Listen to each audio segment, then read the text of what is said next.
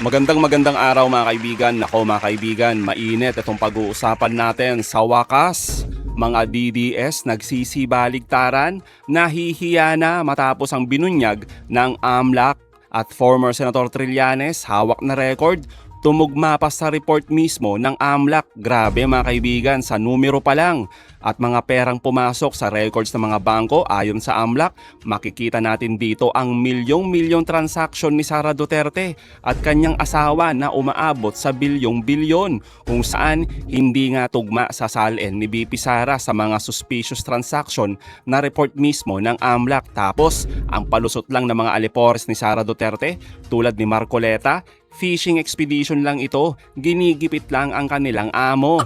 Samantalang nasa harap na nila mismo itong mga nasabing report na kitang-kita ang diferensya. Mas lalo namang nawindang ang Kongreso sa matinding nilantad ni Sentry na halos dekada niya na itong iniimbestigahan itong kabalbalan ng mga Duterte. Nako, abangan niyo po yan. Pero bagong lahat, pakilike muna ang ating video, pakishare na din po at subscribe na po kayo sa ating channel. Unahin na po muna natin ito mga kaibigan. Ang salin po ni Sara Duterte ay umaabot lamang sa 88 million. Pero ayon sa AMLAC, umaabot sa bilyon ang transaksyon ni Sara Duterte sa mga bangko, kung saan nalula ang taong bayan sa laki pala ng pera ni Sara Duterte. Nako mga kaibigan, wasak yung branding nila na sila ay simpleng tao. Mas lalo pang nagulantang ang kamera dito nga mga kaibigan sa binunyag ni Senator Trillanes. Talagang niyanig ang Kongreso, lalo pat tumugma ang record ng AMLAC sa matagal niyang ibinabatong reklamo at aligasyon dito sa pamilya Duterte. Pakinggan po natin to, ang ganda po nito. Okay. Ang total po na natanggap ni Sara Duterte mula dun sa drug lord ni si Sammy Uy ay 22,322,538.21 habang mayor siya ng Davao City. Mr. Chair, Grabe. Mr. Chair, very good po. We were just about to request po na i-flash na sa screen. We were just about to request po sana to flash sa screen yung matrix, pero ito, naka-flash na po. Thank you. 22 Thank you. million. Please proceed, Total. Senator Trillanes. Si Rodrigo Duterte naman nakatanggap din. Ang total na tanggap na Rodrigo Duterte ay 15,656,692.14. Ito po ay mga manager's checks mula kay Sammy Uy. Kay Sebastian Duterte naman, so ang total na natanggap ni Baste Duterte mula sa drug lord na si Sammy Uy ay 51,582,958.80 pesos, all in manager's checks. Grabe. Kay Pulong Duterte naman, all in manager's checks. Ang total na natanggap ni Pulong Duterte mula sa drug lord na si Sammy Uy ay 38,814,437.65 pesos. Ang tindi. Kay on March 29, 2011, nakatanggap naman si Hanilet Abansenya Nako. mula kay Sammy Uy ng 10,655,371.81 pesos. Nakatanggap si Hanilet Abansenya joint with Kitty Duterte mula kay Sammy Uy in manager's checks. Ang total na natanggap ni Hanilet Abansenya joint with Kitty Duterte mula sa drug lord na si Sammy Uy ay 53,276,860.55 pesos. Ang grand total na nakuha ng Duterte family mula sa isang drug lord na si Sammy Uy ay 181,653,487.36. Grabe mga kaibigan, no? Ginawang gatasan, oo, ng pamilya Duterte. Itong droga mga kaibigan, ayon dito sa sinumpaang salaysay ni Sentry. Ang tindi, oo. Ito ba yung simple yung buhay? Putik na yan mga kaibigan, milyonaryo eh. Tapos mga bilyonaryo, pinagluloko yung mga DDS, Ay nako, inuuto kayo ng amo ninyo. Ay nako, ang tindi. Ang kopya ng summary ng mga transaksyon sa bangko na nagpapakita ng mga payout ng kilalang drug lord na si Sammy Uy, kina Sara Duterte at sa mga malalapit na miyembro ng kanyang pamilya ay kalakip dito, ginawang bahagi ng salaysay na ito bilang Annex I.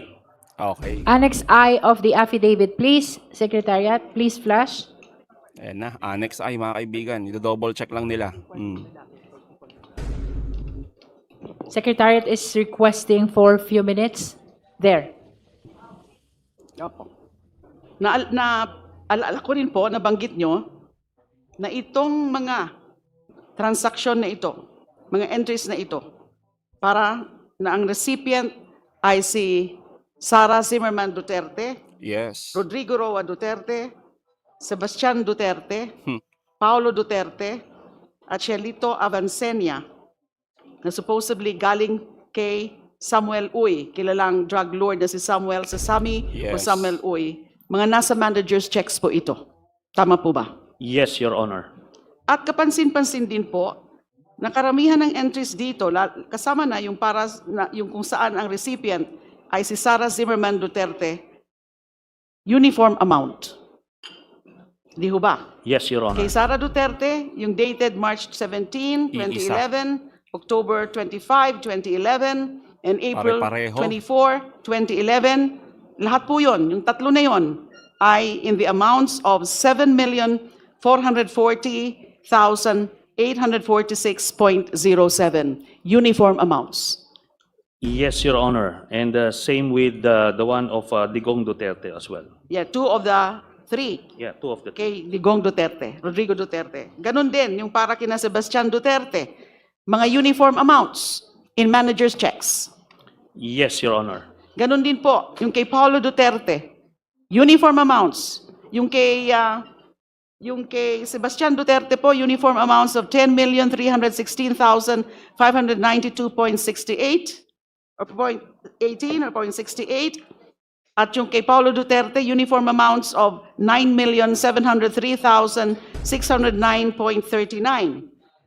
At yung Yes. naman kay Shelito Avancenia, uniform amounts din po, limang entries po ito, 10,655,371.81. Tama po ba? Doon po sa kay Hanilet Abansenya, same po yung last three, pero yung first two, less than 1 peso and 50 centavos. Binawasan. Parang ganun po. Halos pareho. Halos Yes, pareho lang. Yes, Your Honor. Opo. At i-point out ko lang, Your Honor, na makikita nyo yung pattern ng deposito. Kaya tinawag ko ito na dividendo dahil meron pong pattern yung pag-deposit nila or pag-encash ng manager's check ng April or March tapos October. So, ganun palagi po yung pattern niya. Every 6 or 7 Every months, 6 months, yeah. Ang pagpasok. ang nagbibigay po ng dividendo through manager's check na ang account owner po dito ay si Sammy Uy. Siya po ang account. Siya ang account Siya po ang owner. account Ang owner. tindi. Nag-issue siya ng manager's check sa pangalan po nitong mga bawat miyembro ng pamilya Duterte, Your Honor. So lahat Kakahiya. manager's checks. At ang pangalan ng account, si Samuel Uy. Yes, Your Honor. Okay. Sa AMLAC naman po, ang gusto ko lang pong ipa-confirm ay yung tatlo na entries para kay Sara Zimmerman Yun, no? Duterte. Amla, please take note. Eto mga kaibigan ha, dati 'di ba? Matatandaan nyo, laging sinasabi na chismoso lang daw. Etong si Sentry, 'di ba? Yan din yung sinasabi ni Robin Padilla, 'di ba? Gawa-gawa lang daw. O eto ha, yung report niya mismo mga kaibigan, i-confirm ng AMLAC. Tignan natin kung tutugma. Antindi nito. Oo. Diyan po, naka-flash po yan sa Annex, Annex I. sa Annex I. Yung kay Sara Duterte, yung tatlo po na ang Ayan, mga amounts Kay Sara ay Duterte.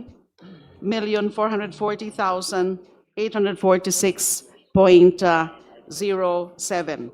Yung una po, pumasok ng March 17, 2011.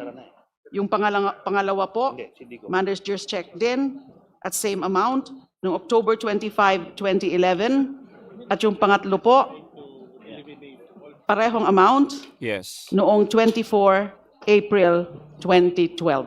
So yun po ang gusto ko po sanang ikumpirma ng AMLAC kung kasama sila doon sa listahan, doon sa mga suspicious transactions.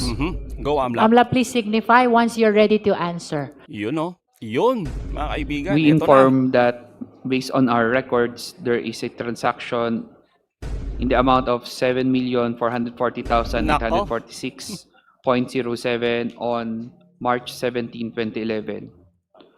Confirmed. For the first transaction, confirm. Similar Nako po. transaction appear in the AMLC report.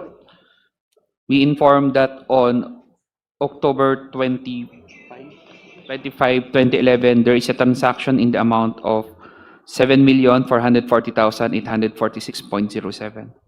Likewise, confirm for the second transaction.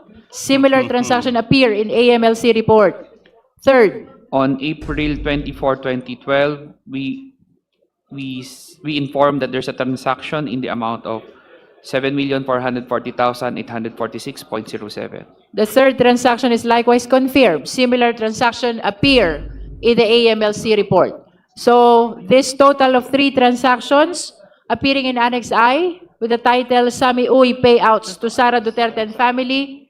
All of this were confirmed by the AMLC that similar transactions appear in their report. Yun mga kaibigan. So malinaw dito yung AMLAC report tumugma po sa mga report din na hawak ni Trillanes. So anong ibig sabihin niyan mga kaibigan? Talagang totoo, lihitimo yung hawak ni Sentry dito. Oo. Alam niyo po mga kaibigan na dati pinagtatawanan, 'di ba? At tinatawag la maingay, 'di ba? Asong ulol, 'di ba? Ginaganon si Sentry. Kapag ini-expose niya, no, binabatikos niya itong mga pamilya Duterte. Pero ngayon mga kaibigan, humarap si Sentry diyan sa Kongreso. Bit-bit ang mga luma at bagong dokumento na biglang nagmamatch mga kaibigan. Kitang-kita naman natin sa ulat ng AMLAC at kinumpirma mismo ng AMLAC itong mga hawak na ebidensya ni Sentry. Ang tanong ng taong bayan mga kaibigan, saan nanggaling? Oo, saan nanggaling yung bilyong-bilyong piso na pera ng pamilya Duterte? Kung hindi ito galing sa legal na negosyo o sweldo sa gobyerno, saan galing? Di ba? Kailangan nilang sagutin ito mga kaibigan. Hindi lang yung puro pamilya sila at nagmamakaawa, no? Panay pa drama. Di ba? Hindi mo masisisi ang publiko, Sara Duterte, no? Kung maniniwala sila sa hinalang galing sa kabalbalan ang yaman ninyo. Di ba? O kaya naman galing sa illegal drug trade protection. Pera galing sa drug lord, aba matindi. Di ba? Hindi mo talaga masisisi yan. Yung matagal nang ibinibintang sa pamilya ninyo. Di ba? Ay nako, kaya sinasabing peke. Yung war on drugs ni Digong mga kaibigan. Ay nako talaga, ginatasan po lahat tayo. Kung totoo man yung sinasabi dito ni Trillanes, pero malinaw naman mga kaibigan yung katotohanan dito. Ang resibo, hindi po nagsisinungaling yan. Di ba? At ang matindi talaga dito, ang dokumento, tulad ng sabi ko mga kaibigan, hindi nagsisinungaling, 'di ba? Kung ang SALN mo ay nagsasabing zero cash, di ba? Sinabi ni Sara Duterte 'yon sa SALN niya, zero cash mula 2019. Pero ang AMLAC mga kaibigan, sinasabi na may record ng bilyong-bilyong cash flow. 'Di ba? Napakagago mga kaibigan. Sino ang niloloko ni Sara Duterte? Sige nga ho. Ito ay hindi na lang po ito basta-basta politika lang. Ito ay ebidensya mga kaibigan ng perjury at ill-gotten wealth. Hindi maipaliwanag na yaman galing sa pamilya Duterte. So mga kaibigan, sa tingin nyo, hindi pa ba sapat yan na probable cause na iyakyat na yung issue na yan, itong kaso na to sa Senado? Dito pa lang mga kaibigan malinaw na.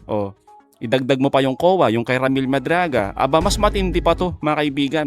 AMLAC na to Ito yung kinakatakutan ni Sara Duterte na mabunyag. Kaya nga yung ibang mga DDS nagsisibaligtaran. Nahihiya na sa kanilang sinusuportahan. Buti naman. Di ba mga kaibigan? So mga kaibigan, anong masasabi nyo patungkol dito?